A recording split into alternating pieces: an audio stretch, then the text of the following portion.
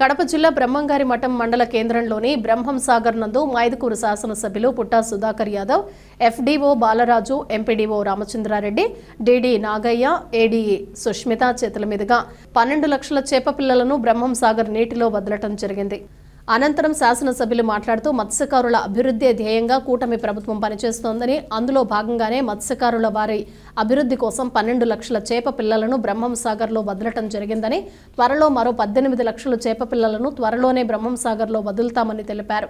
ఈ కార్యక్రమంలో బ్రహ్మంగారి మఠం తెలుగుదేశం పార్టీ మండల అధ్యక్షుడు Chennupalli Subba Reddy, single window chairman Ellaturi Sambasiva Reddy, Puja Sivayya, Gangaraju, Sudhakar Yadav, Suri, Mastanayya, తెదేపా నాయకులు, మత్స్యకారులు, అభిమానులు పాల్గొన్నారు. అందరికీ నమస్కారం. ఈరోజు బ్రహ్మసాగర్లో సుమారు 18.2 టీమ్స్ నిలబెట్టినాం. ఇంతకుముందు ఈరోజు కొద్ది నీళ్ళు ఒక 0.5 టీమ్స్ నీళ్ళు 0.5 టీమ్స్ నీళ్ళు యూటిలైజ్ అయినాయి. ఇంకా ఇప్పుడు 16.7 టీమ్స్ నీళ్ళు స్టాక్ ఉన్నాయి. ఈ బ్రహ్మసాగర్లో ఈరోజు చేపల ప్రోగ్రాం పెట్టడం జరిగింది.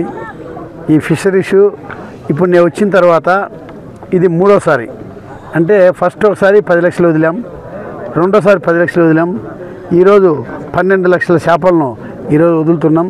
ఇవి కాకుండా మళ్ళీ 18 లక్షల చేపలు కూడా టెండర్ కూడా పిలవడం జరిగింది. అది కూడా ఇంకొక 10-15 రోజుల లోపల ఇంకో 18 లక్షల చేపలను కూడా ఈ మన బ్రహ్మసాగర్లో వదలడం జరుగుతుంది. ఇవన్నీ చేపలు, ఇన్ని చేపలు ఇక్కడ వదిలిన దానివల్ల ఒకదానికొకటి అభివృద్ధి. ఇంకా ఇక్కడ ఫిషరీస్ వాళ్ళు ఉన్నారు, చాలామంది ఉన్నారు, వాళ్ళకు జీవనోపాధి కూడా ఇక్కడ బాగా జరుగుతుందని చెప్పి మేము ఆశిస్తున్నాం. కాబట్టి ఈ నీళ్లు చాలా ఆనందకరంగా ఉంది. మన బ్రహ్మంగారి మఠంలో ఇన్ని నీళ్ళు రావడం అనేది కూడా ప్రజలు సంతోషంగా ఉండాలనే ఆశయంతోనే ఇంకా ఇప్పుడు బ్యాలెన్స్ నీళ్ళు కూడా వదిలేదానికి పై అధికారులతో మాట్లాడి ఇంకా 0.5 టీమ్స్ నీళ్ళు కూడా వదిలేదానికి మేము అధికారులతో మాట్లాడి అది కూడా ప్రయత్నం చేస్తాము.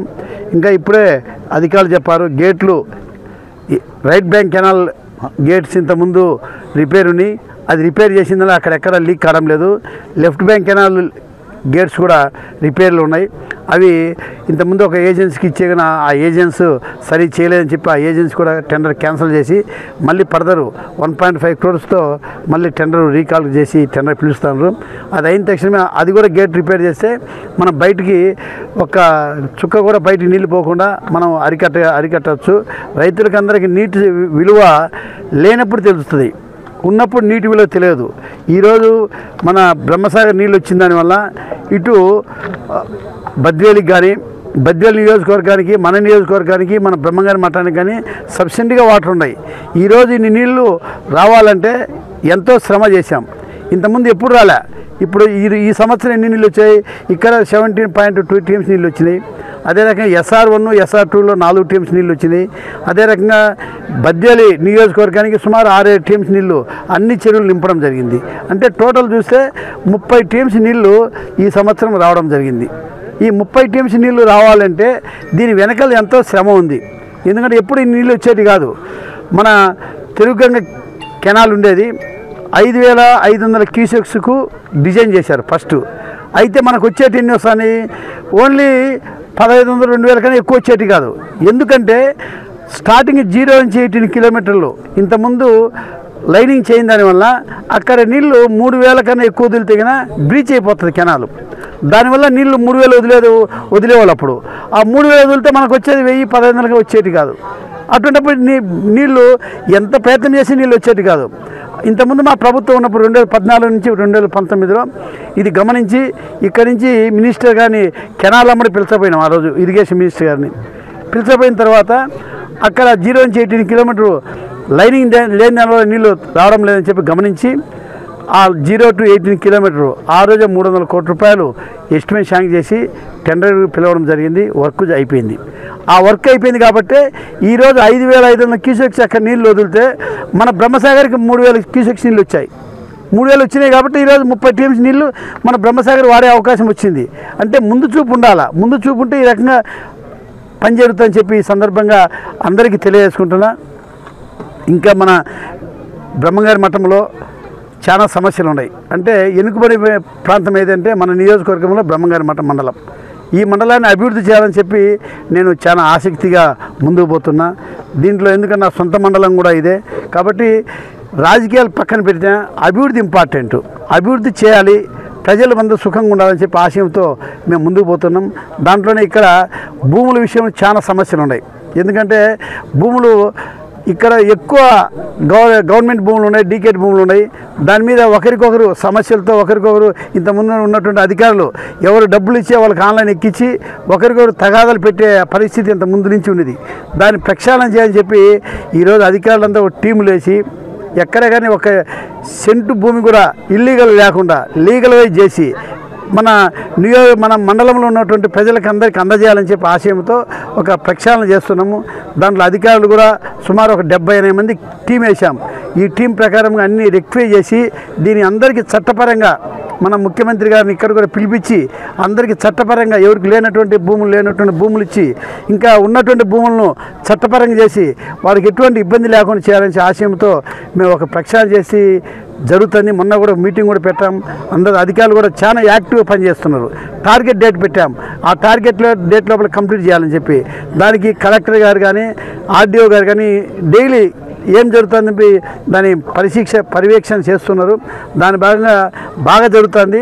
మా కోరిక ఒకటే, మన మండలంలో భూమి సమస్య ఎప్పటికీ ఉండకూడదు. ఎందుకంటే నాకు చాలా బాధ కలిగేది, ఒక వ్యక్తి నా దగ్గరికి వచ్చేవాళ్ళు భూమి నాదని, మళ్ళీ రోజు అదే వ్యక్తి వేరే వ్యక్తి ఆ భూమి నాదని వచ్చేవాళ్ళు. నేను ఎవరికి సమాధానం చెప్పుకోలేకపోయినప్పుడు ఈరోజు చూస్తుంటే ఇవన్నీ పరిష్కరించాల్సే టైం వచ్చింది. నాకు అవకాశం మీరు కల్పించారు. ఇక్కడ పార్టీలకు అతీతంగా ప్రతి ఒక్క రైతుకు, ప్రతి ఒక్క పేద రైతుకు, పేదలకు కరెక్ట్ అందరికీ సమన్వయాన్ని చేయాలని చెప్పి ఆశయంతో ఈ భూములను ప్రక్షాళన చేస్తాము. వేరే అపోహలు మీరు పెట్టుకోవద్దు ఎవరే కానీ, ప్రతి ఒక్కరికి న్యాయం జరుగుతుంది.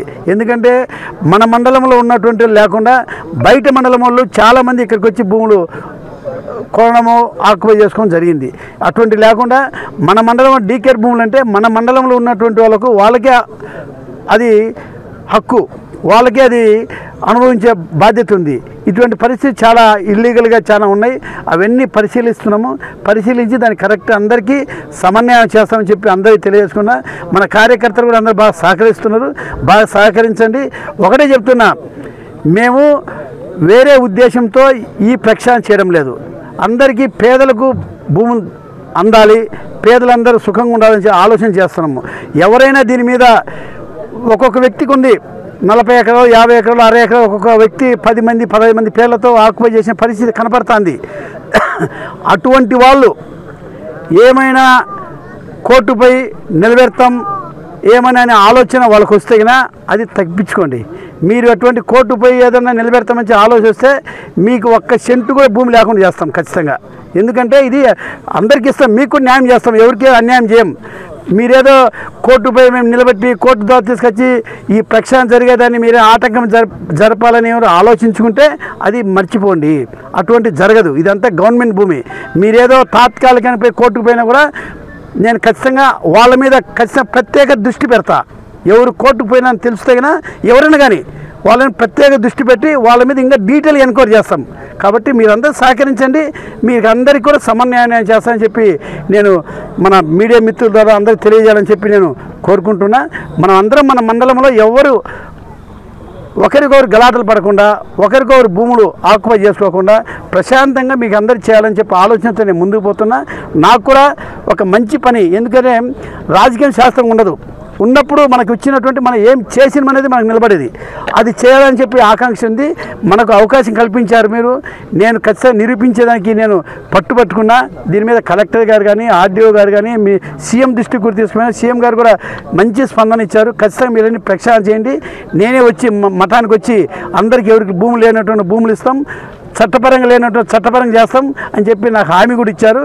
ఖచ్చితంగా మన మండలము మంచిగా వాటర్ సమస్య లేదు, భూముల సమస్య లేకుండా పోతే మన ప్రజలు సుఖంగా సంతోషంగా బాగా అభివృద్ధి అవుతారని చెప్పి నేను ఆలోచిస్తున్నా.